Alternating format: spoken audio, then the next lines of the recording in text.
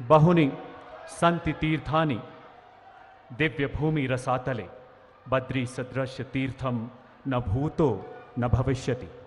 पतित पावनी मां अलकनंदा के किनारे भगवान बद्री विशाल की तपोभूमि पर आपका आगमन संपूर्ण उत्तराखंड के लिए अपार गौरव का विषय है। मान्यवर, दुनिया के सबसे बड़े लोकतंत्र के ओजस्वी प्रकाश स्तंभ, हमारी सनातन संस्कृति की ध्वजा को विश्व पटल पर सुशोभित करने वाले ध्वजवाहक परम आदरणीय प्रधानमंत्री महोदय, आइए एक बार फिर से करतल ध्वनि से पुरजोर अभिनंदन करें।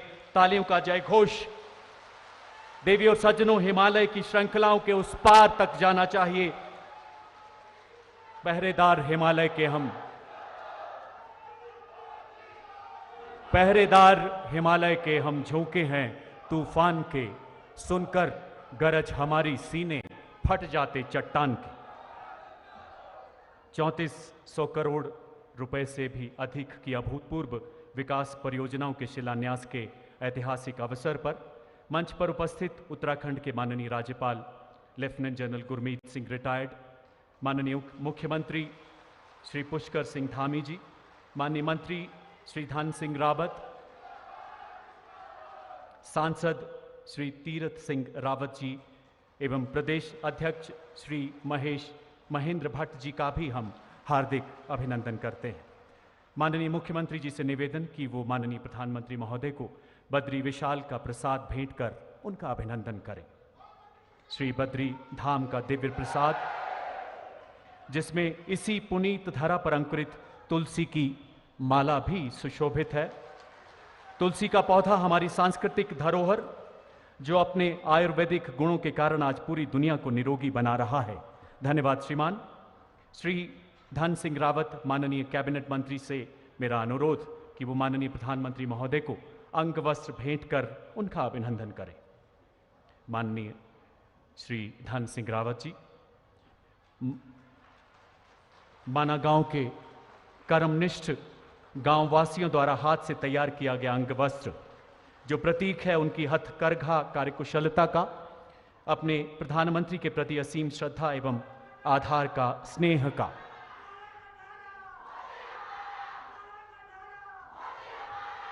माननीय, मैं बताना चाहूँगा, ये सारे माना के हमारे देशवासी हैं, हमारे अपने भारत के गौरवशाली माना गांव के निवासी।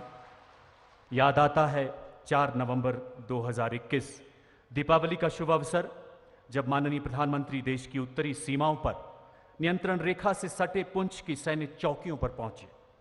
पिछले 8 सालों की तरह अनवरत सरहद के निगहबानों के साथ सरहद वाली दिवाली मनाते हुए मान्यवर, आपने 130 करोड़ भारतीयों की शुभकामनाएं शूरवीर सैनिकों के साथ साझा की, उनका गौरव बढ़ाया। अगले दिन 5 नवंबर को गोवर्धन पूजा के पुण्य पर्व पर आपने बाबा केदार के दरबार में पहुंचकर पूजा अर्चना की। जनमानस के साथ अपने विचारों को बांटते हुए आपने कहा था, जिस मिट्टी ने, जिन हवाओं ने हमें पाला पोसा है, उसकी सेवा करने का सौभाग्य और इससे बड़ा पुण्य कोई नहीं हो सकता। उसी दिन बाबा केदार के भव्य प्रांगण में आपने गौरीकुंड से केदारनाथ तक दुनिया के उच्चतम एवं विशालतम रोपवे के निर्माण का संकल्प लिया। उसी भागीरथ संकल्प की सिद्धि का आज एक महत्वपूर्ण चरण, जब आपके द्वारा इन परियोजनाओं का आगाज होगा। बद्री विशाल की दिव्य धरा, हिमालय की गोद में हिमालय से भी ऊंचे हौसलों वाला सीमा प्रहरी माना गांव, इसी अलौकिक आनंद के बीच मुख्यमंत्री महोदय से मेरा निवेदन, कृपया स्वागत संबोधन के लिए मंच पर पधारें।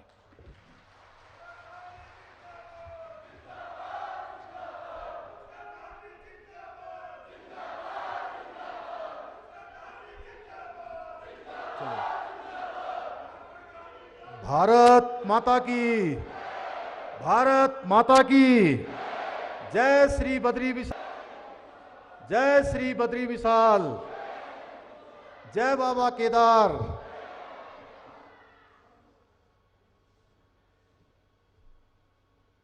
हृदय है निर्मल गंगा सा, मुख पर रवि सा तेज है। आपकी उपस्थिति ने बनाया आज का दिन विशेष है। जन जन में उत्साह उमंग है, देवभूमि में आज पर्व है। हे महामुनि, हे विकास पुरुष, माँ भारती, आप पर गर्व है। मंच पर उपस्थित विराजमान हमारे पथ प्रदर्शक, हमारे अभिभावक, विश्व के सर्वाधिक लोकप्रिय नेता, हमारे देश के यशस्वी प्रधानमंत्री आदरणीय नरेंद्र मोदी जी, उत्तराखंड के राज्यपाल लेफ्टिनेंट जनरल सेवानिवृत्त श्री गुरमीत सिंह जी, उत्तराखंड सरकार के पूर्व मुख्यमंत्री और गढ़वाल लोकसभा क्षेत्र के लोकप्रिय सांसद आदरणीय तीरथ सिंह रावत जी, भारतीय जनता पार्टी के प्रदेश अध्यक्ष आदरणीय श्री महेंद्र भट्ट जी, कैबिनेट में मेरे सहयोगी आदरणीय डॉक्टर धन सिंह रावत जी, एवं यहाँ पर पधारे हमारे सभी जनप्रतिनिधिगण, कैबिनेट मंत्री श्री सौरभ बहुगुणा जी, सारे विधायकगण, हमारे दूर दूर से आए हुए इस सीमांत क्षेत्र माड़ा गांव के और माड़ा गांव के आसपास, जिसको कि मैं भारत का पहला गांव कहता हूं, और वैसे अंतिम गांव कहते हैं, लेकिन मैं कह रहा हूं कि भारत का ये पहला गांव है। इस सीमांत क्षेत्र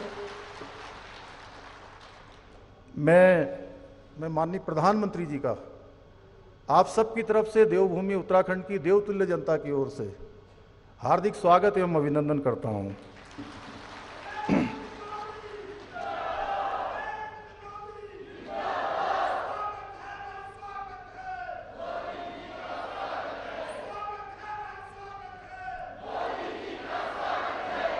हमारे शास्त्रों में वर्णित है कि चंदनम शीतलम लोके चंदनम दपि चंद्रमा चंद्र चंदन यो मध्य शीतला साधु संगति, अर्थात संसार में चंदन को सबसे अधिक शीतल माना गया है, लेकिन चंद्रमा चंदन से भी अधिक शीतल होता है, और किसी साधु अथवा महापुरुष की संगति चंद्र और चंदन दोनों की तुलना में अधिक शीतलता प्रदान करने वाली होती है। यह हमारा सौभाग्य है कि आज हमें आदरणीय प्रधानमंत्री जी जैसे महामुनि का सानिध्य प्राप्त हो रहा है, जिनके विचारों की सुगंध और व्यक्तित्व की शीतलता से आज संपूर्ण विश्व लाभान्वित हो रहा है। साथ ही हमें गर्व है कि आदरणीय प्रधानमंत्री जी के नेतृत्व में हम उस यात्रा के सहयात्री हैं, जिसका लक्ष्य और संकल्प है कि भारत को फिर से विश्व गुरु बनाना है। हम सभी इस सत्य के साक्षी हैं कि आदरणीय प्रधानमंत्री जी एक तपस्वी की भांति किस प्रकार से नए भारत का और श्रेष्ठ भारत का निर्माण करने की अग्नि प्रज्वलित किए हुए हैं। आदरणीय प्रधानमंत्री जी, मैं समस्त उत्तराखंड की जनता की ओर से आपको विश्वास दिलाता हूं कि आपके इस महायज्ञ में जो भी इस महायज्ञ की सफलता के लिए जिस प्रकार की भी आहुति की आवश्यकता होगी, जिस प्रकार का भी योगदान देना होगा, देवभूमि उत्तराखंड के लोग हमेशा आगे आकर उस काम को करने का काम करेंगे। आपकी इसमें मुझे पूरा विश्वास है कि हम उत्तराखंड को उत्कृष्ट उत्तराखंड बनाने के जिस विकल्प रहित संकल्प को लेकर हम आगे बढ़ रहे हैं, वह आपके मार्गदर्शन में अवश्य ही सिद्ध होगा।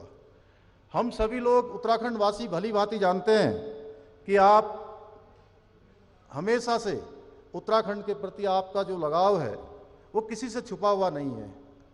जब आप गुजरात के मुख्यमंत्री थे और उस समय जब भयंकर त्रासदी उत्तराखंड के अंदर आई थी, तब भी आपने आगे बढ़कर ये पेशकश करी थी कि उत्तराखंड के और बाबा केदार की उस प्रांगण का आप पुनर्निर्माण का काम करेंगे। भाइयों बहनों, इस दौरान देवभूमि के प्रति दिखाए गए प्रेम और अपनत्व के लिए हम सभी उत्तराखंड वासी आपके आभारी हैं, और प्रधानमंत्री बनने के पास आपने जिस प्रकार से उत्तराखंड को प्राथमिकता दी है वो किसी से छुपा हुआ नहीं है। आज हम 4 धाम ऑल वेदर रोडों की बात करें, या ऋषिकेश से कर्णप्रयाग रेल लाइन की बात करें, या हमारा ऋषिकेश में चलने वाला एम्स हो, या उधम सिंह नगर कुमाऊं मंडल के लिए खुलने वाला नया हमारा एम्स का दूसरा सेंटर हो, सारे के सारे प्रोजेक्ट आपके नेतृत्व और आपके मार्गदर्शन में उत्तराखंड के प्रति जो आपका विशेष लगाव है, उसके कारण से लगातार हमको यहाँ पर उत्तराखंड की जनता को मिल रहे हैं। हम जानते हैं आपके इस अप्रतिम स्नेह के लिए सारे उत्तराखंड के वासी हृदय से अनुभूत हैं। आज जहां आपके द्वारा 3400 करोड़ रुपए की योजनाओं का, यहाँ पर 2 सड़कों का और जो बहुप्रतीक्षित हमारा केदारनाथ का रोपवे, जिसके बारे में आपने 5 नवंबर 2021 को आपने बाबा केदार की भूमि से कहा था कि आने वाले समय में यात्रियों के लिए केदारनाथ की यात्रा सुगम और सरल होगी और केबल कार से लोग यात्रा कर पाएंगे। आज वो दिन आ गया कि आज आपके हाथों से बाबा केदार की भूमि तक केबल कार से जाने की रोपवे का आज आपने शिलान्यास कर दिया है। उसी प्रकार से गोविंद घाट से लेकर हेमकुंड साहब की यात्रा भी रोपवे से की जाएगी। मैं आपका हार्दिक धन्यवाद देना चाहता हूं। भाइयों बहनों, आज माननीय प्रधानमंत्री जी के नेतृत्व में जिस प्रकार से आज धर्म और संस्कृति का उत्थान का पर्व हम मना रहे हैं, हम किसी से छुपा हुआ नहीं है। आज भारतवासी इस पर्व को मना रहे हैं, जहां बाबा केदार के प्रांगण का जिस प्रकार से वो क्षतिग्रस्त होने के बाद आज पुनर्निर्माण का कार्य चल रहा है। आप देख रहे होंगे कि भव्य केदार और दिव्य केदार बनने जा रहा है। वहीं बाबा बद्री विशाल का मास्टर प्लान पर तेजी से काम हो रहा है। इसके साथ साथ मैं थोड़ा और आगे आपको ले जाना चाहता हूं। मैं विद्यार्थी जीवन में लखनऊ में पढ़ता था।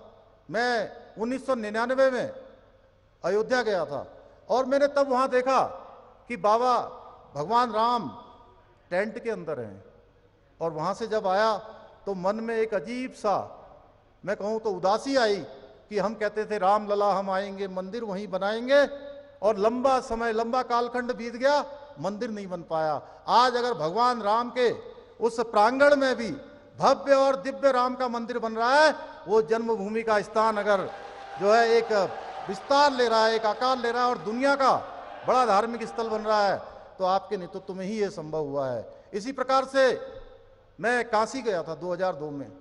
तब देखा था मैंने, इतना सकरा सा रास्ता होता था उसके मंदिर के अंदर जाने के लिए, और कोई शिव भक्त अगर बाबा को गंगा जी का जल लेकर अर्पित करना चाहता था तो उसको जाने के लिए रास्ता नहीं मिलता था। भाइयों बहनों, अभी मैं काशी गया था पिछले वर्ष दिसंबर में, तब हमने देखा कि अब लाखों लाखों लोगों के लिए, और कोई भी शिव भक्त गंगा का जल लेकर भगवान विश्वनाथ जी को चढ़ा सकता है, भगवान जो है भोलेनाथ जी को अर्पित कर सकता है। आप सब लोगों ने देखा कि अभी कुछ दिनों पहले ही आपके द्वारा महाकाल लोक जो पूरे भारतवासियों को समर्पित किया गया, उसका भी एक अलौकिक जो है वहां पर निर्माण कार्य पूरा हो चुका है। इस प्रकार से आज धर्म, संस्कृति और हमारे धार्मिक स्थल आपके नेतृत्व में लगातार उनका एक उत्थान का पर्व चल रहा है। भाइयों बहनों, बड़ी मुझे ये कहते हुए बहुत खुशी हो रही है कि आपने 5 नवंबर 2021 को बाबा केदार की भूमि से कहा था कि आने वाला दशक उत्तराखंड का दशक होगा, 21वीं सदी का तीसरा दशक उत्तराखंड का दशक होगा, और उसकी शुरुआत हो गई। वो कैसी शिव की वाणी थी कि आपके मुंह से निकली, और इस बार की जो हमारी यात्रा हुई है, अभी तक हम 45 लाख यात्री, श्रद्धालु, पर्यटक अभी तक यात्रा कर चुके हैं जो रजिस्टर्ड रूप से आए हैं। इसके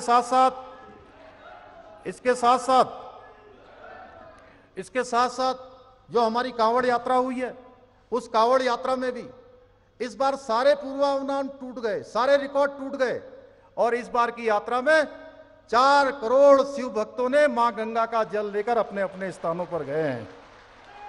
ये हमारा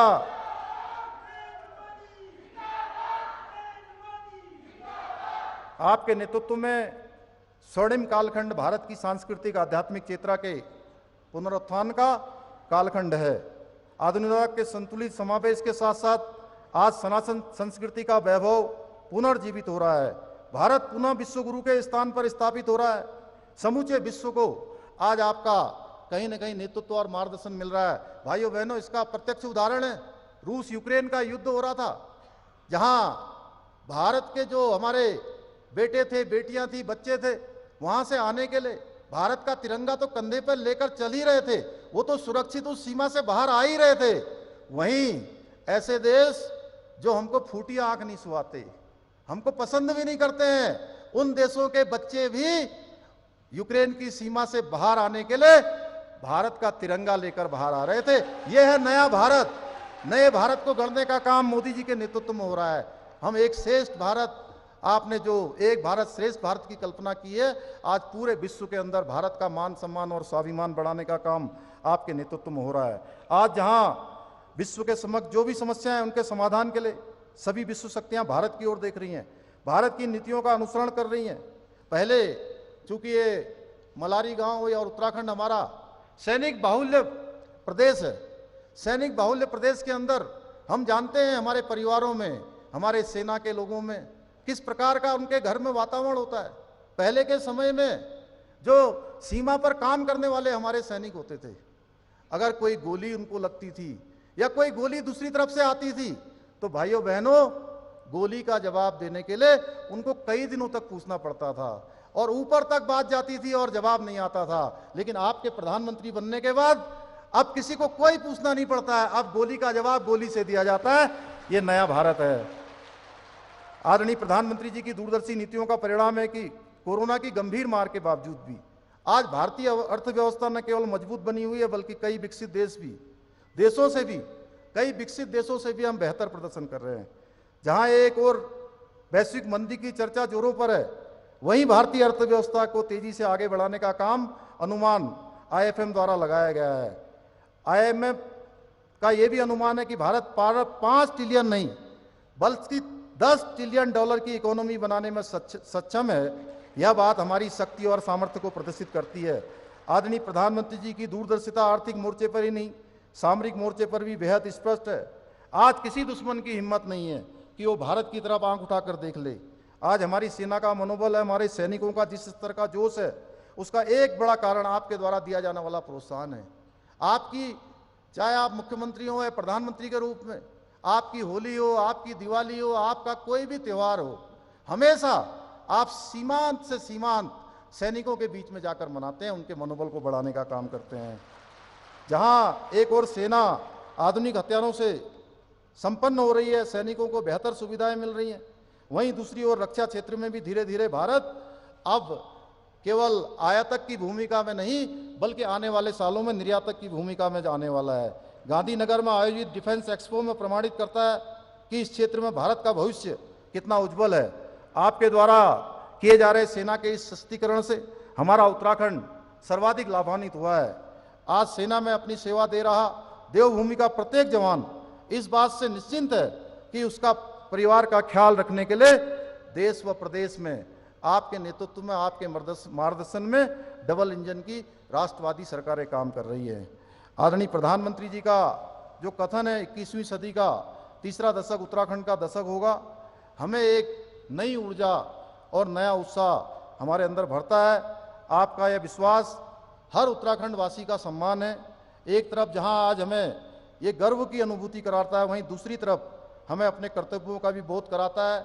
जो भी हमसे अपेक्षाएं, आज रोजगार के क्षेत्र में भी हमने जितनी भी हमारे यहाँ परीक्षाएं होनी है, कुछ बीच में विलंब हुआ, लेकिन उन विलंबों को छोड़कर हमने लोक सेवा आयोग से सारी 7,000 जो भर्तियां होनी थी तत्काल, उन भर्तियों को करने का हमने संकल्प लिया है। उसका कैलेंडर जारी कर दिया है। दिसंबर माह तक सारी भर्तियां कर देंगे। उसके अलावा 19,000 भर्तियां जो आपने 10 लाख लोगों को पूरे देश के अंदर रोजगार देने का संकल्प लिया है, उसमें उत्तराखंड की भी जो भूमिका होगी, हम एक कदम आगे बढ़कर उसको पूरा करने का काम करेंगे।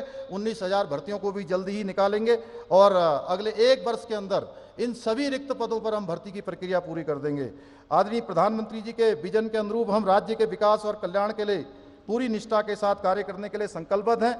हमने राज्य को 2025 तक हर क्षेत्र में, जब हमारे राज्य का स्थापना का 25 साल पूरा होगा, हम रजत जयंती वर्ष मना रहे होंगे, उस समय विकल्प रहित संकल्प को लेकर हर क्षेत्र में हम हिंदुस्तान के श्रेष्ठ राज्यों में शामिल हों, ये संकल्प लेकर हम आगे बढ़ रहे हैं। मुझे पूरा विश्वास है इस लक्ष्य की प्राप्ति के लिए हम पूर्व की भांति भविष्य में भी आपका जहां मार्गदर्शन और आपका सहयोग पूरी तरह से प्राप्त होता रहा है, वो हमें मिलता रहेगा।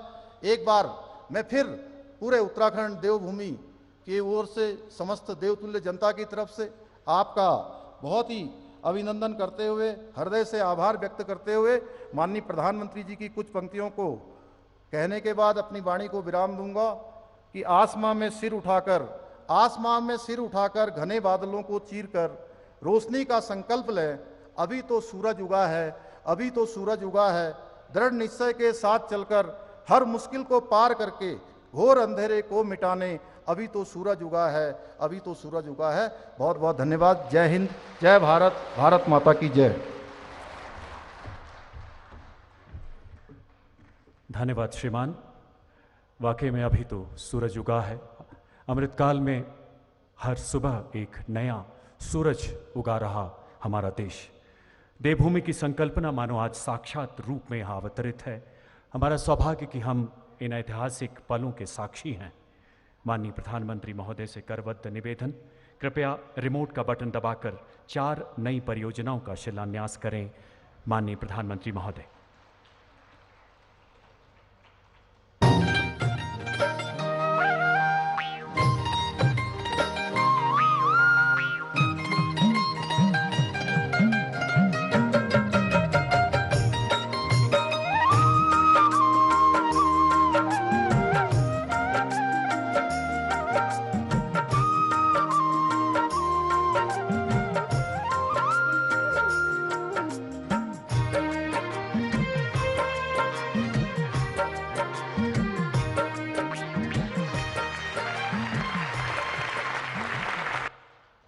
धन्यवाद महोदय। पट्टिकाओं के अनावरण के साथ ही देवभूमि के इतिहास में विकास का एक नया अध्याय जुड़ते हुए रोपवेज का निर्माण श्रद्धालुओं की तीर्थ यात्रा को और सुगम बनाएगा। सीमावर्ती राजमार्गों का पुनरुत्थान देश की सीमा को सामरिक मजबूती प्रदान करेगा। आइए देखते हैं भविष्य की इन प्रबल परियोजनाओं को प्रतिबिंबित करती ये लघु film. Please sit back and admire. सफलता के शिखर तक पहुंचने के लिए भी ये जरूरी है कि राष्ट्र अपने सांस्कृतिक उत्कर्ष को छुए, अपनी पहचान के साथ गौरव से सर उठा करके खड़ा हो जाए। केदारनाथ, बद्रीनाथ तीर्थ क्षेत्र में विकास के नए अध्याय लिखे जा रहे हैं।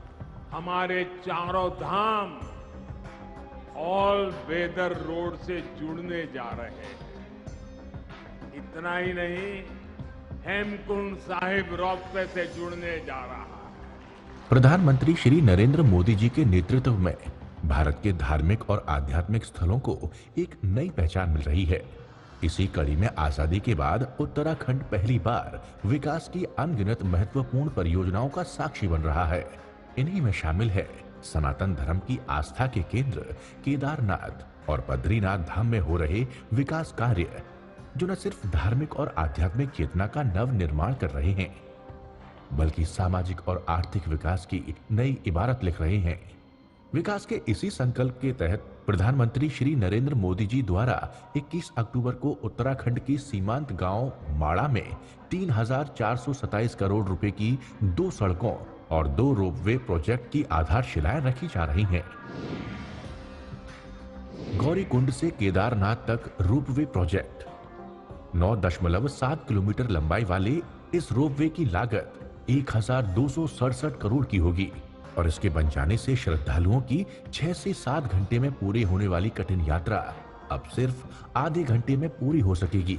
इसी तरह गोविंद घाट से हेमकुंड साहिब तक की दूरी 36 घंटे में तय की जाती है, लेकिन अब गोविंद घाट से हेमकुंड साहिब पर 1,163 करोड़ की लागत से बनने वाले 12.40 किलोमीटर लंबे इस रोपवे के निर्माण के बाद ये दूरी सिर्फ 45 मिनट में तय की जा सकेगी। इन रोपवेज के बन जाने से अब लाखों श्रद्धालुओं और स्थानीय निवासियों को सुगम यात्रा का लाभ मिलेगा। जोशी मठ से मलारी तक 61.64 किलोमीटर सड़क का चौड़ीकरण किया जा रहा है। 422.68 करोड़ की लागत से होने वाले इस 2 लेन चौड़ीकरण के अलावा 574 करोड़ की लागत द्वारा माड़ा से माड़ा पास तक 51 किलोमीटर नेशनल हाईवे का 2 लेन चौड़ीकरण कार्य शुरू किया जा रहा है। ये दोनों ही मार्ग सामरिक दृष्टिकोण से बेहद ही महत्वपूर्ण है और अब यहां से साल भर सेना के वाहनों का आवागमन संभव हो सकेगा।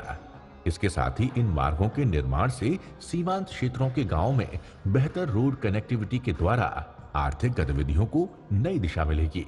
इन महत्वपूर्ण कार्यों का शिलान्यास प्रधानमंत्री जी द्वारा किया जा रहा है, जिससे उत्तराखंड के सीमांत क्षेत्रों में पलायन रुकेगा, पर्यटन और अन्य आर्थिक गतिविधियों को बढ़ावा मिलेगा, साथ ही स्थानीय लोगों के लिए रोजगार की नई संभावनाओं का सृजन हो सकेगा।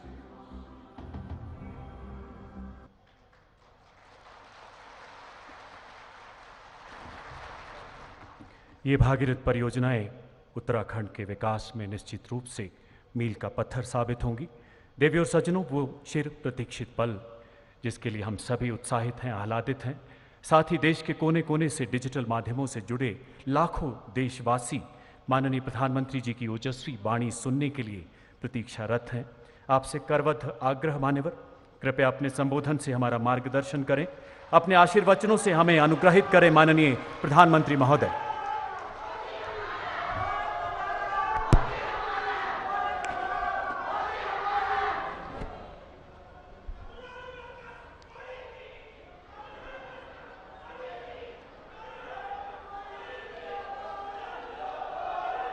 जय बद्री विशाल, जय बद्री विशाल, जय बद्री विशाल, जय बाबा केदार, जय बाबा केदार, जय बाबा केदार। उत्तराखंड के गवर्नर गुरमीत सिंह जी, यहाँ के लोकप्रिय मृदुभाषी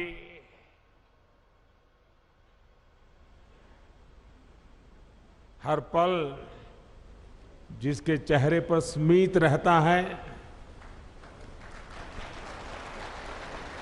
ऐसे हमारे पुष्कर सिंह धामी जी, संसद में मेरे साथी श्री तीरथ सिंह रावत जी,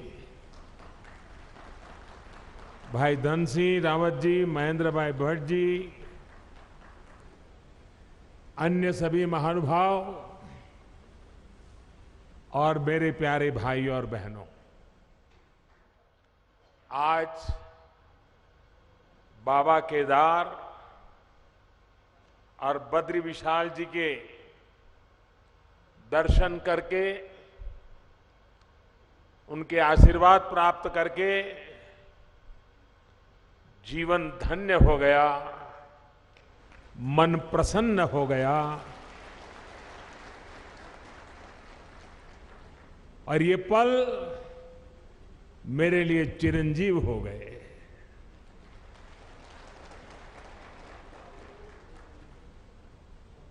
बाबा के सानिध्य में, बाबा के आदेश से, बाबा की कृपा से पिछली बार जब आया था तो कुछ शब्द मेरे मुंह से निकले थे। वो शब्द मेरे नहीं थे। कैसे आए, क्यों आए, किसने दिए, पता नहीं है, लेकिन यूं ही मुंह से निकल गया था कि ये दशक उत्तराखंड का दशक होगा।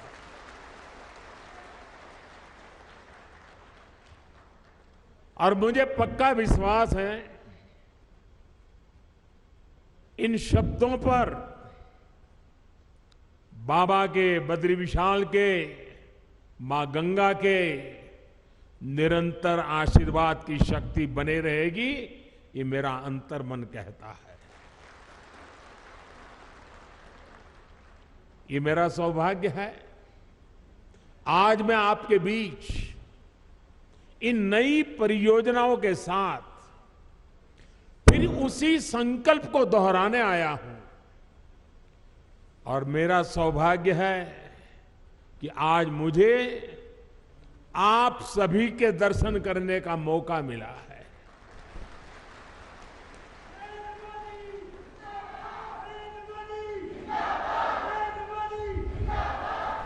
माणा गांव भारत के अंतिम गांव के रूप में जाना जाता है।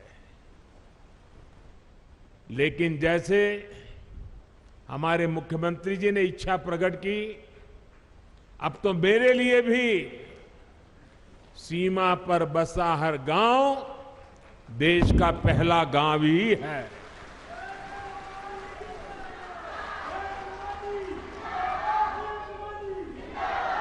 सीमा पर बसे आप जैसे सभी मेरे साथी देश के सशक्त प्रहरी है। और मैं आज माणा गांव को पुरानी यादें ताजा करना चाहता हूं। शायद कुछ पुराने लोग हो, उनको याद हो। मैं कोई मुख्यमंत्री बन गया, प्रधानमंत्री बन गया, इसलिए सीमा के इस पहले प्रहरी गांव को याद कर रहा हूं, ऐसा नहीं है। आज से 25 साल पहले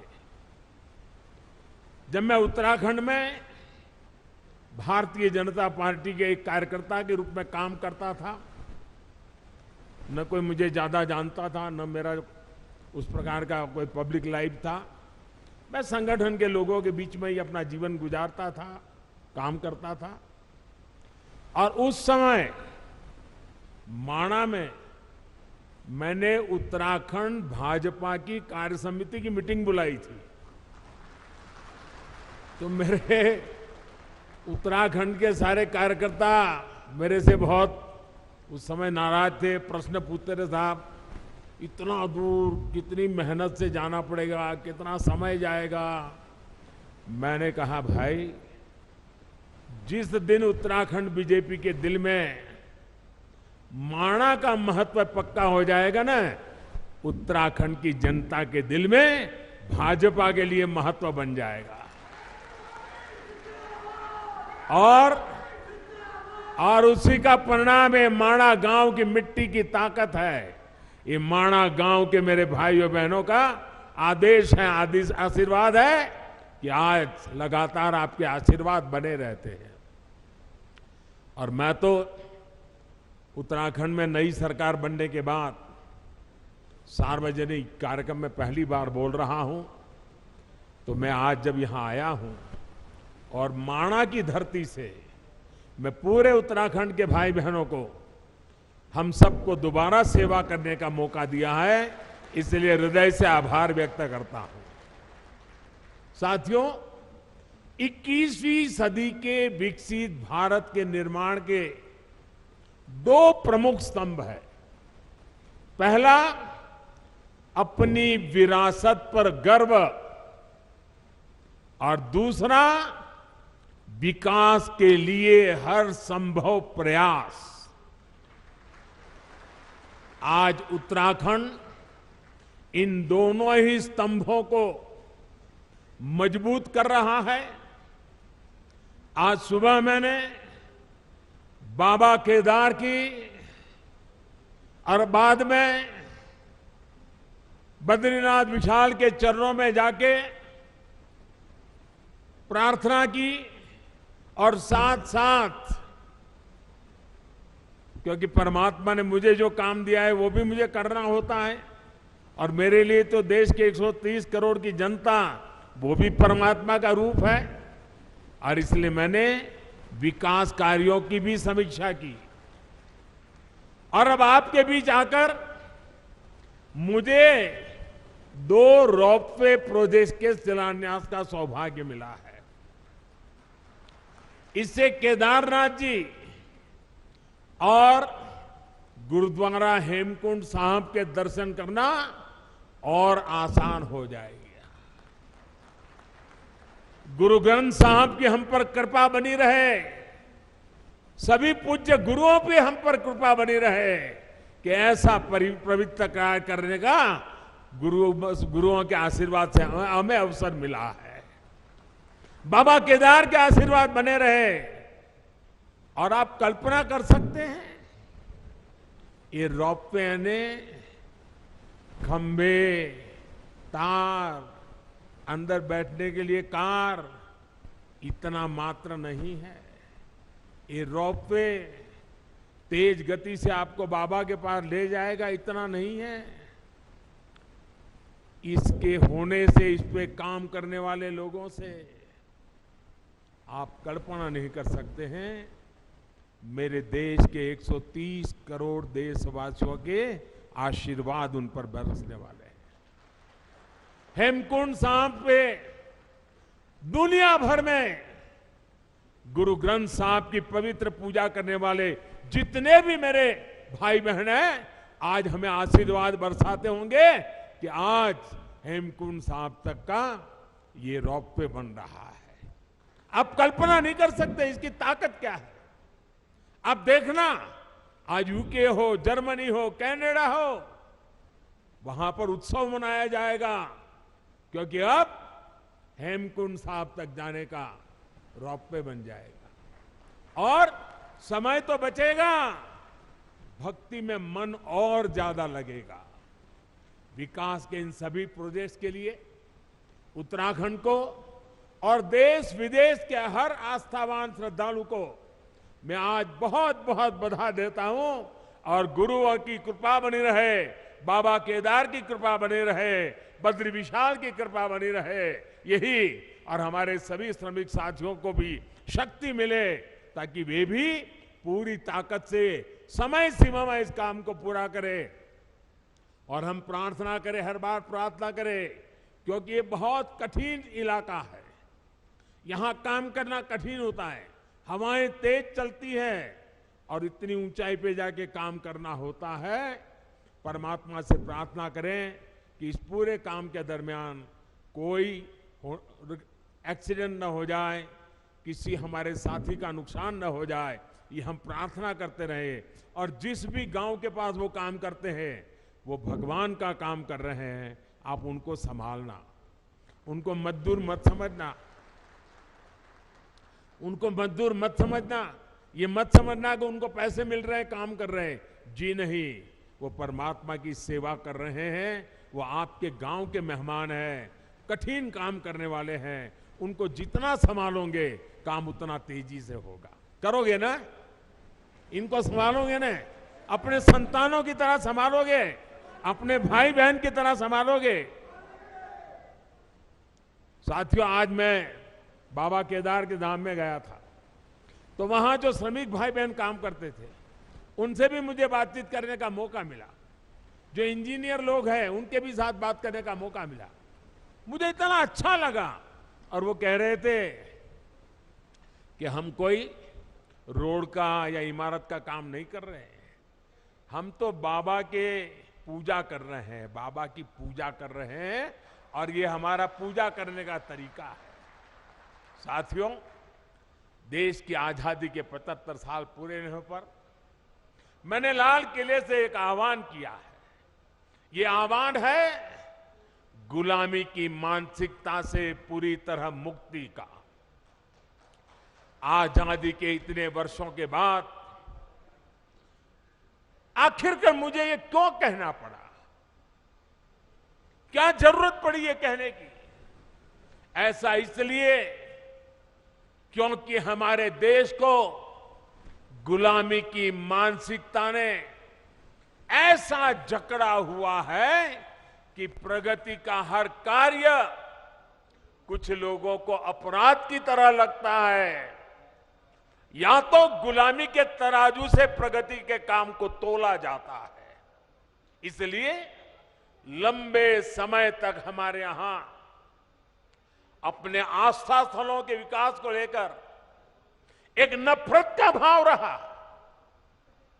विदेशों में वहां की संस्कृति से जुड़े स्थानों की ये लोग तारीफ करते करते नहीं थकते, लेकिन भारत में इस प्रकार के काम को हेय दृष्टि से देखा जाता था।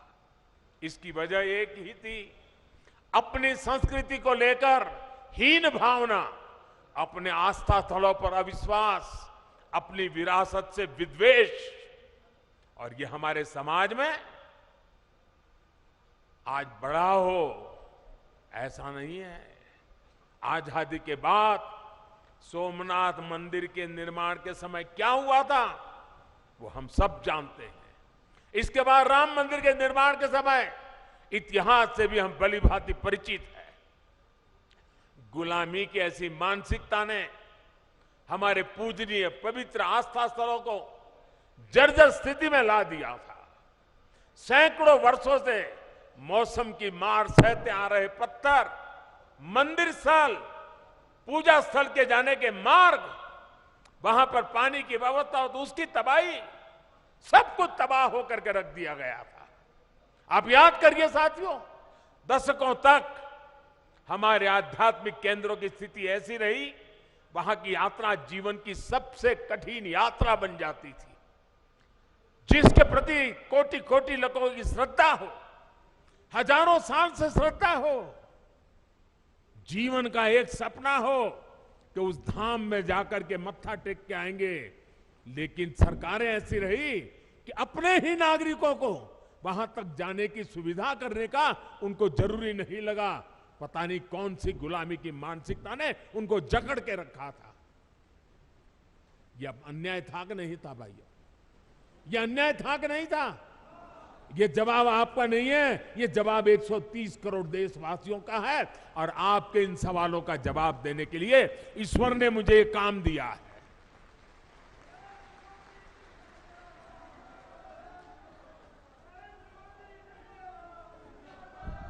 भाइयों बहनों, इस उपेक्षा में लाखों करोड़ों जन भावनाओं के अपमान का भाव छिपा था।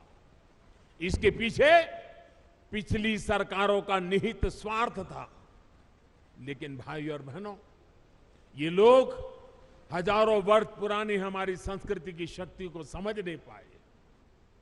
वो ये भूल गए कि आस्था के केंद्र सिर्फ एक ढांचा नहीं, बल्कि हमारे लिए ये प्राण शक्ति है, प्राण वायु की तरह है।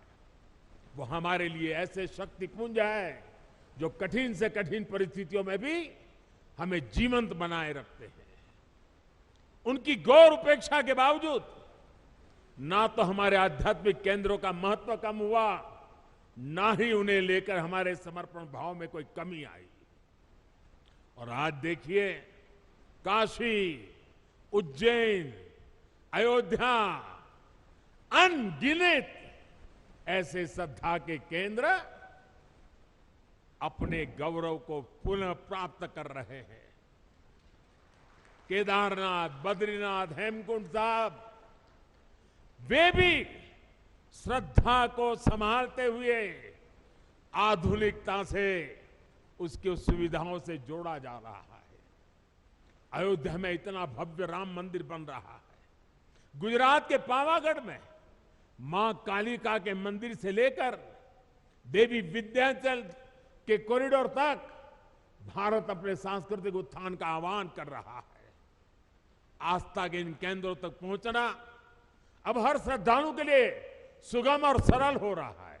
और जो व्यवस्थाएं विकसित हो रही है, वो हमारे बड़े बुजुर्गों के लिए तो सुविधा है, लेकिन मुझे विश्वास है मेरे देश की नई पीढ़ी 12, 15, 18, 20, 22 साल के नौजवान बेटे बेटियां, उनके लिए भी ये श्रद्धा का आकर्षण का केंद्र बनेंगे। वो हमारी नीति होनी चाहिए।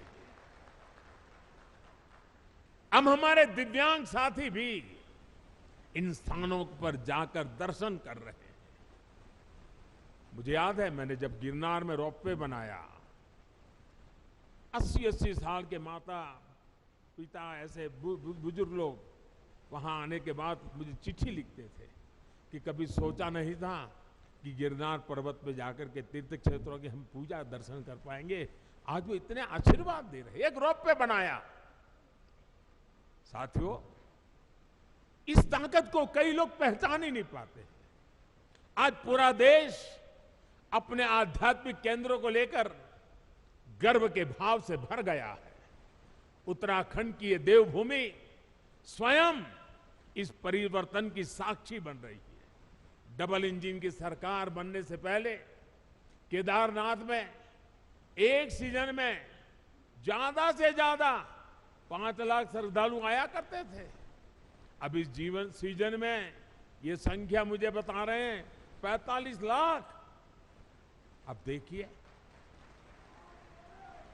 साथियों, आस्था और आध्यात्म के स्थलों के इस पुनर्निर्माण का एक और पक्ष है जिसकी उतनी चर्चा नहीं हो पाती है। ये पक्ष है पहाड़ के लोगों की ईज ऑफ लिविंग का, पहाड़ के युवाओं को रोजगार का। जब पहाड़ पर रेल, रोड और रोप पे पहुंचते हैं तो अपने साथ रोजगार लेकर के आते हैं।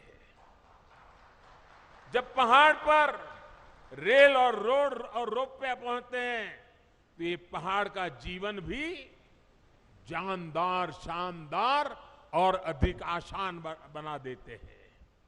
ये सुविधाएं पहाड़ पर टूरिज्म भी बढ़ाती हैं, ट्रांसपोर्टेशन भी आसान करती है। अब तो हमारी सरकार ड्रोन को भी पहाड़ों पर सामान के ट्रांसपोर्ट का प्रमुख साधन बनाने पर काम कर रही है, क्योंकि आजकल ड्रोन आते हैं 20 किलो, 25 किलो, 50 किलो तक सामान उठा करके तेज गति से दूसरी जगह पे उतार देते हैं। हम उसको लाना चाहते हैं क्योंकि आपके यहां जो फल सब्जी पैदा होती है वो ताजा ताजा बड़े शहरों में पहुंचे ताकि आपको ज्यादा कमाई हो।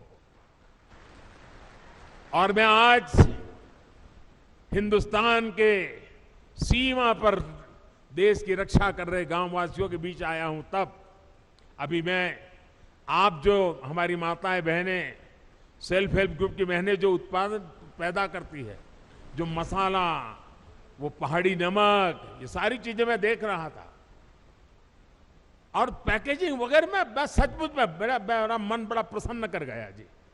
माताओं बहनों को प्रणाम करता हूं, क्या बढ़िया काम किया आपने।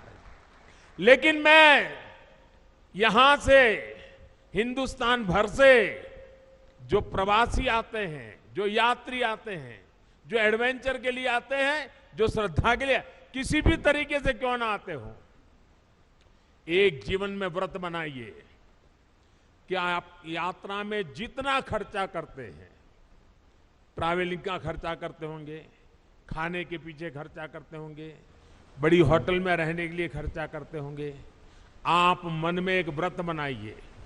मैं सभी 130 करोड़ देशवासियों को हिंदुस्तान के उस गांव से बता रहा हूं जो चीन के सीमा पर, भारत का ये सीमा पर रखवाली करने वाले गांव के बीच से बोल रहा हूं। मैं उनकी तरफ से बोल रहा हूं, आप जहां भी जाएं यात्रा करने के लिए, इस कठिन क्षेत्र में आए या पुरी चले जाएं या कन्याकुमारी चले जाएं या सोमनाथ, कहीं पर भी जाए, एक संकल्प कीजिए। जैसे मैं वोकल फॉर लोकल की बात करता हूं ना, मैं आज एक और संकल्प के लिए प्रार्थना करता हूं और देशवासियों को प्रार्थना करना है तो मेरा हक बनता है जी। मैं आदेश तो नहीं दे सकता हूं, प्रार्थना तो कर सकता हूं। मैं प्रार्थना करता हूं, आप जितना खर्चा करते हैं तय कीजिए कम से कम 5%, जो टोटल खर्चा आपका यात्रा का होगा उसमें 5%, अगर 100 रुपया खर्चा करते हो तो 5 रुपया उस इलाके में जो कुछ भी स्थानीय उत्पाद है, स्थानीय लोग जो बनाते हैं, आप उसको जरूर खरीदिए। आपके घर में है तो दूसरा लेके जाइए, किसी को भेंट दे दीजिए, लेकिन वहां से जरूर लेके जाइए। आपको मैं विश्वास दिलाता हूं भाइयों बहनों, इन सारे क्षेत्रों में इतनी रोजी रोटी मिल जाएगी। अभी मुझे माताएं बहनें कह रही थी कि इस बार यात्री इतने आए, मैंने कहा कितनी बिक्री हुई, तो जरा पहले तो शर्मा गए बताते बताते। मैंने कहा नहीं बताइए बताइए। फिर उन्होंने कहा 2.5 लाख रुपए का बिक गया इस बार। उनको इतना संतोष था। अगर सब यात्री, सभी प्रवासी जहां जाए वहां स्थानीय जो गरीब लोग पैदा करते हैं, वैसी स्थानीय बनी हुई चीज 5% बजट ये जोड़ दीजिए, आप देखिए आपको जीवन में संतोष होगा। और घर में रखेंगे, बच्चों को बताएंगे कि देखिए हमने उस साल जब उत्तराखंड गए थे ना, ये तस्वीर तो तुझे अच्छी लगती है, उस तस्वीर के पीछे तो हमने 20 रुपया खर्च किया है, लेकिन ये जो छोटी चीज दिखती है ना, वहां की एक बूढ़ी मां बना रही थी, मैं उससे लेकर के आया था। आपको आनंद होगा, आपको संतोष होगा। इसलिए मैं आज यहां से पूरे देश को प्रार्थना कर रहा हूं, मेरे प्यारे भाइयों बहनों, पहाड़ के लोगों की पहली पहचान यही होती है कि वो बहुत मेहनती होते हैं। उन्हें उनके साहस, उनकी जुझारू प्रवृत्ति के लिए जाना जाता है। वो प्रकृति के प्रति शिकायत नहीं करते हैं, संकटों के बीच जीना सीख लेते हैं जी। लेकिन साहब, पहले की सरकारों के समय पहाड़ों के लोगों के सामर्थ्य को उनके खिलाफ ही इस्तेमाल किया गया। दशकों तक सरकारें ये सोचकर पहाड़ की उपेक्षा करती रही, वो मेहनतकश लोग हैं, पहाड़ जैसा उनका हौसला है, अरे उनकी तो ताकत इतनी है, उनको तो कुछ जरूरत नहीं, चल जाएगा। ये उनकी ताकत के साथ अन्याय था। उनकी ताकत है इसका मतलब ये तो नहीं है कि उनको ऐसे ही रहने दिया जाए, उनको भी तो सुविधा चाहिए। मुश्किल हालतों में पहाड़ के लोगों को मदद मिलनी चाहिए। जब सुविधाएं पहुंचाने की बात हो, जब सरकारी योजनाओं का लाभ पहुंचाने की बात हो, तो पहाड़ के लोगों का नंबर सबसे बाद में आता था। इस सोच के साथ देश कैसे आगे बढ़ता? पहाड़ के लोगों के साथ हो रहे इस अन्याय को मुझे समाप्त करना ही था।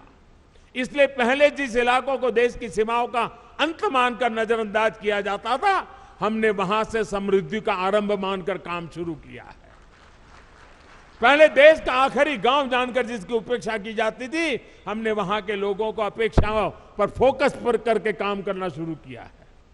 पहले देश के विकास में जिनका योगदान को महत्व नहीं दिया जाया गया, हमने उन्हीं को साथ लेकर प्रगति के महान लक्ष्यों की ओर बढ़ने का संकल्प किया है। हमने पहाड़ की उन चुनौतियों का हल निकालने की कोशिश की है, जिससे जूझने में वहां के लोगों की बड़ी ऊर्जा व्यर्थ हो जाए, वो हमें मंजूर नहीं है। हमने हर गांव तक बिजली पहुंचाने का अभियान चलाया, जिसका बहुत बड़ा लाभ मेरे पहाड़ के भाई और बहनों को मिला। मुझे यहां गांव की सरपंच मां एक बहन से मिलना हुआ। मैं पूछ रहा था शौचालय बन गए? अरे बोले साहब बन गए। मैंने कहा पानी पहुंच रहा है? बोले पाइप लग रही है। इतनी चेहरे पर खुशी थी, अपने गांव में काम होने का आनंद था। उनके सरपंच महिला थी, बड़े गर्व से मुझे बता रही थी। हमने हर घर जल का अभियान चलाया, जिसकी वजह से आज उत्तराखंड के 65% से ज्यादा घरों में पाइप से पानी पहुंच चुका है। हमने हर पंचायत को ऑप्टिकल फाइबर से जोड़ने का अभियान चलाया, जिसकी वजह से उत्तराखंड के कोने कोने में आज डिजिटल कनेक्टिविटी पहुंच रही। मैं आज देख रहा था, इनके वे भी ऑनलाइन पैसे ले रहे थे, डिजिटल फिनटेक। मैं जरा हमारे पार्लियामेंट में कुछ बुद्धिमान लोग बैठते हैं, उनको बताना चाहता हूं कि मणा आई है, मणा। ये मेरे माणा में देखिए 8वीं कक्षा भरी हुई मेरी माँ बहने डिजिटल पेमेंट ले रही है। पेटीएम ऐसा लिखा हुआ है, क्यूआर कोड लगाया है अपने माल के सामने। ये ताकत मेरे देश की मुझे माणा गांव के लोगों के पास देख करके और गर्व हो रहा है। हमने गांवों में हेल्थ और वेलनेस सेंटर खोलने का अभियान चलाया, जिसकी वजह से आज गांव के पास चिकित्सा की सुविधा पहुंच रही है। इन अभियानों का बहुत बड़ा लाभ हमारी माताओं, बहनों, बेटियों को हुआ है। एक संवेदनशील सरकार, गरीबों का दुख दर्द समझने वाली सरकार कैसे काम करती है, ये आज देश के हर कोने में लोग अनुभव कर रहे हैं। कोरोना के इस काल में जब वैक्सीन लगवाने की बारी आई, अगर पहले की सरकारें होती तो शायद अभी तक वैक्सीन यहां तक ना आता, लेकिन ये मोदी है।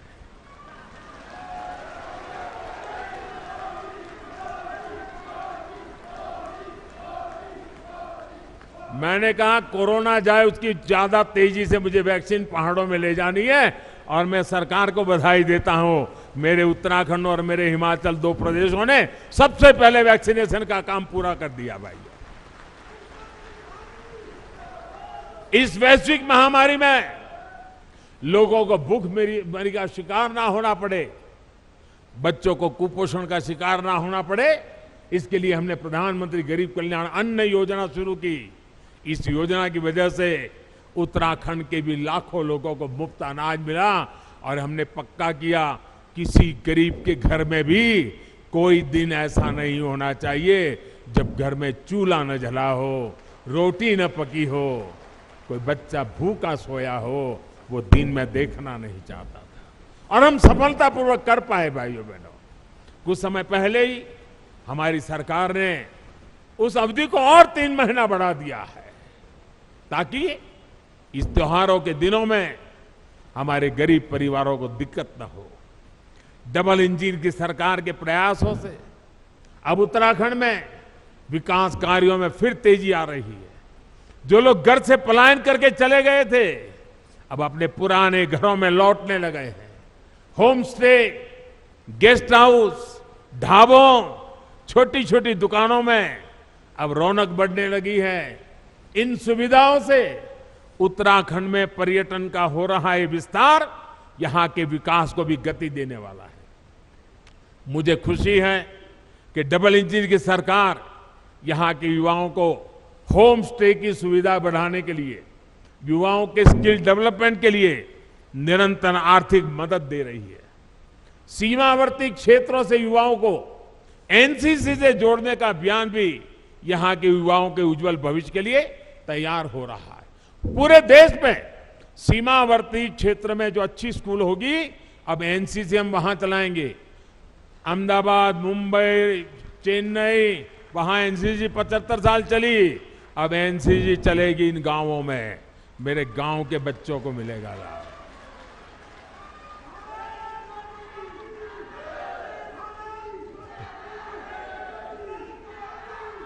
साथियों, हमारे पहाड़ के लोगों की सबसे बड़ी चुनौती रहती है कनेक्टिविटी। कनेक्टिविटी ना हो तो पहाड़ पर जीवन वाकई पहाड़ जैसा हो जाता है। हमारी डबल इंजन की सरकार इस चुनौती का भी समाधान कर रही है। आज उत्तराखंड को मल्टी मॉडल कनेक्टिविटी प्रदान करने के लिए हर साधन पर काम किया जा रहा है। हिमालय की हरी भरी पहाड़ियां पर रेलगाड़ी की आवाज उत्तराखंड के विकास की एक नई गाथा लिखेगी। देहरादून एयरपोर्ट भी अब नए अवतार में सेवा दे रहा है। अभी मैं हिमाचल प्रदेश गया था, वहां मैंने वंदे भारत ट्रेन शुरू की और मुझे कईयों ने बताया कि हमारे यहाँ 2-2 पीढ़ी पहले की जो उम्र के लोग हैं, ऐसे गांवों में, हर गांव में लोग हैं जिन्होंने अभी तक रेल नहीं देखी है और आप हमारे हिमाचल में वंदे भारत ट्रेन ले आए। वंदे भारत ट्रेन तो अभी तो एक स्टेशन पहुंची है, लेकिन पूरे हिमाचल और पहाड़ के लोगों के लिए बहुत बड़ा तोहफा है। वो दिन मैं उत्तराखंड में भी देखना चाहता हूं भाई। आज चाहे हिमाचल से उत्तराखंड आना जाना हो या फिर दिल्ली और यूपी से उत्तराखंड आना जाना, 4 लेन हाईवे और एक्सप्रेसवे जल्दी आपका स्वागत करने वाले हैं।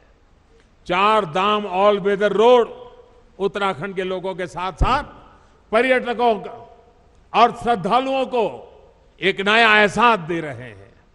अब हर कोई पर्यटक जो दूसरे राज्यों से उत्तराखंड आ रहा है वो यहां से यात्रा का अद्भुत अनुभव लेकर जाता है। दिल्ली देहरादून इकोनॉमिक कॉरिडोर से दिल्ली देहरादून की दूरी तो कम होगी, इससे उत्तराखंड के उद्योगों को भी बढ़ावा मिलेगा।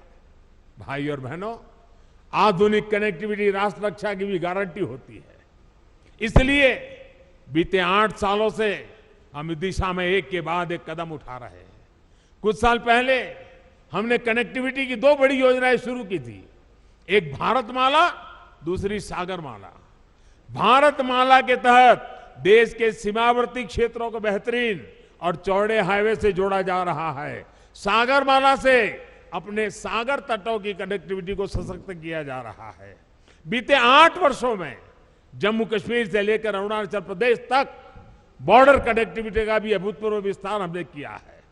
2014 के बाद से बॉर्डर रोड ऑर्गेनाइजेशन ने करीब करीब 7,000 किलोमीटर नई सड़कें का निर्माण किया है, सैकड़ों पुल नए बनाए हैं। बहुत सी महत्वपूर्ण टनल्स को भी पूरा काम किया है। एक समय था जब बॉर्डर किनारे सड़क बनाने के लिए भी दिल्ली से मंजूरी लेनी जरूरत पड़ती थी। हमने ना सिर्फ इस बाध्यता को समाप्त किया, बल्कि बॉर्डर किनारे अच्छी सड़कें बनाने पर, तेजी से सड़कें बनाने पर जोर दे दिया। अब पहाड़ी राज्यों की कनेक्टिविटी को और बेहतर बनाने के लिए हमने विशेष तौर पर, जैसे सागरमाला है वैसे भारतमाला है, वैसे अब पर्वतमाला का काम आगे बढ़ने वाला है। इसके तहत उत्तराखंड और हिमाचल में रोपवे का एक बहुत बड़ा नेटवर्क बनना शुरू हो चुका है। हमारे यहां जब हम बॉर्डर की बात सुनते हैं तो यही मन में आता है कि वहां सिर्फ फौजी साथी होंगे, बाकी सब वीरान होगा। लेकिन इस धारणा को भी हमें बदलना है और धरातल भी इसको हमें बदल के रहना है। हमारे बॉर्डर के गांवों में चहल पहल बढ़नी चाहिए, वहां विकास जीवन का उत्सव बनना चाहिए। ये हम प्रयास कर रहे हैं। और हम तो कहते हैं जो कभी गांव छोड़ करके गए हैं उनको अपने गांव वापस लौटने का मन कर जाए, ऐसा मुझे जिंदा गांव खड़े करने हैं। और मैं कह रहा हूं ऐसा नहीं, मैं करके आया हूं। गुजरात के अंदर पाकिस्तान की सीमा पर आखिरी गांव है कच्छ के रेगिस्तान में धोरडो। आज धोरडो बहुत बड़ा टूरिस्ट सेंटर बना हुआ है, लाखों लोग हर साल आते हैं। वहां के लोगों के लिए करोड़ों रुपए का व्यापार होता है। आखिरी गांव को जिंदा कर दिया, उसके कारण पूरा इलाका जिंदा हो गया। अभी मैंने पाकिस्तान की सीमा पर गुजरात का एक दूसरा इलाका है, रेगिस्तान में नालाबेट एक तीर्थ स्थान था। नालाबेट की जगह पर एक मां का स्थान था, वहां बहुत बड़ा स्थान बना दिया। और अभी उत्तराखंड के अफसरों को मैंने भेजा था, जरा देख के आइए क्या माणा के आसपास हम ऐसा कुछ कर सकते हैं क्या। मैं सोच रहा हूं, मैं बॉर्डर के गांवों में कुछ न कुछ होना चाहिए दिमाग में खपाए बैठा हूं। और इसलिए मैं आज आया हूं क्योंकि मैं उसको जरा और बड़ी बारीकी से समझना चाहता हूं। और यहां माणा से माणा पास तक जो सड़क बनेगी उससे मुझे पक्का विश्वास है टूरिस्टों को आने जाने के लिए एक बड़ा नया युग शुरू हो जाएगा। लोग अब बद्री विशाल से वापस नहीं जाएंगे जब तक माणा पास नहीं जाते, वापस नहीं जाएंगे। वो स्थिति मैं पैदा करके रखूंगा भाई। इसी प्रकार जोशीमठ से मलारी सड़क के चौड़ीकरण के सामान्य लोगों के साथ ही हमारे फौजियों के लिए भी बॉर्डर तक पहुंचना बहुत आसान होगा। भाई और बहनों, हमारे पहाड़ी राज्यों की चुनौतियां भी एक जैसी है। विकास की आकांक्षाएं भी बहुत प्रबल है। विशेष रूप से उत्तराखंड और हिमाचल तो भूगोल और परंपरा के हिसाब से भी एक दूसरे से कई मामलों में जुड़े हुए हैं। एक गढ़वाल है और उत्तरकाशी के देहरादून के उस तरफ आपके शिमला और सिरमौर आ गए। जौनसार और सिरमौर के गिरिपार में तो अंतर करना भी कोई बहुत मुश्किल होता है। मैं तो अभी हिमाचल के अनेक क्षेत्रों में जाकर आया हूं, वहां उत्तराखंड की बहुत चर्चा है। हिमाचल वाले कह रहे हैं कि जिस प्रकार उत्तराखंड ने तेज विकास के लिए, धरोहरों, आस्था के स्थानों को विकास के लिए, बॉर्डर और पहाड़ी क्षेत्रों की सुविधा बढ़ाने के लिए डबल-ई के सरकार को दोबारा ले आए हैं, वही मंत्र हिमाचल को भी प्रेरणा दे रहा है। मैं उत्तराखंड को फिर विश्वास दिलाता हूं कि आपकी आशा व आकांक्षाओं को पूरा करने के लिए हमारी मेहनत कभी कम नहीं होगी। मैं बाबा केदार और बद्री विशाल से इस जन विश्वास पर खरा उतरने का आशीर्वाद मांगने भी यहां आया हूं। एक बार फिर विकास के लिए, विकास की परियोजनाओं के लिए मैं आप सबको बहुत बहुत बधाई देता हूं। और इतनी बड़ी तादाद में आप आशीर्वाद देने आए, माताएं बहनें आई। शायद आज घर में कोई नहीं होगा, छोटा सा माणा आज पूरा यहां माहौल बदल दिया है। मैं कितना भाग्यवान हूं जब ये माताएं बहनें मुझे आशीर्वाद दी।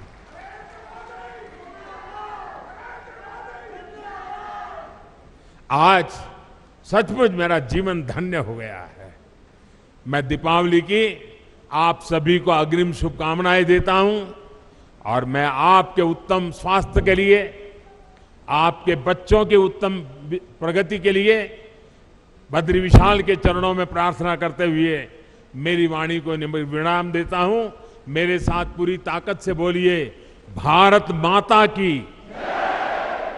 भारत माता की, भारत माता की जय बद्री विशाल, जय बद्री विशाल, जय बद्री विशाल, जय बाबा केदार, जय बाबा केदार, जय बाबा केदार।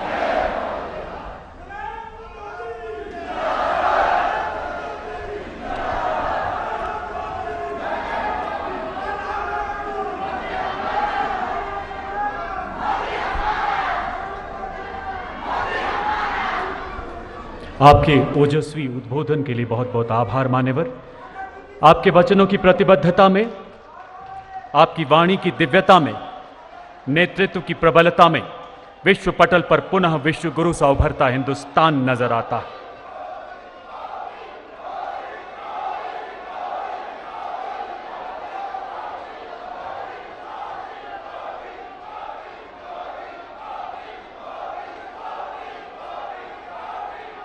आइए पुनः हाथ ऊपर करके तालियों के जय घोष से धन्यवाद करें हमारे यशस्वी प्रधानमंत्री महोदय का। कोरोना वैक्सीन से तेजस विमान तक